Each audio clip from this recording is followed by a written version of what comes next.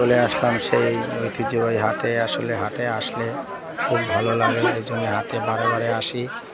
আপনারা সবাই দেখেন এই যে গ্যান্ডারি উঠে গেছে, ঠিক আছে, গ্যান্ডারি নিয়ে বসে রয়েছে। আপনারা হাটে আসলে দেশি গ্যান্ডারি খেতে পারবেন। অবশ্যই সবাই হাটে আসবেন। আর যেহেতু আমরা গ্রামের মানুষ, আমরা হাট ছাড়া থাকতেই পারি না, এই জন্যে হাটা আসার উদ্দেশ্য।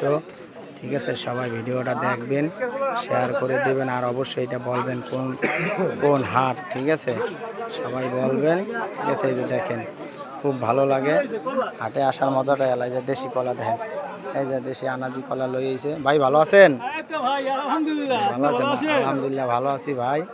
ঠিক আছে, তার কি অবস্থা ভাই? ব্যবসা বাণিজ্য কেমন চলে ভাই? ভাই আপনাকে হাটে কিরকম লোকজন আসে? মোটামুটি হাউসফুল লোক আসে না? যাই হোক, আপনারা সবাই আসবেন। এই হাটে আসলে অনেক দূর দূরান্ত থেকে লোক আসে।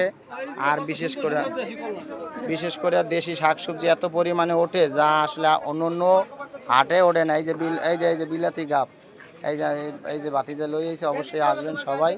ঠিক আছে, ভিডিওটা দেখবেন, শেয়ার করে দেবেন, ভালো থাকবেন। ঠিক আছে, আল্লাহ হাফেজ।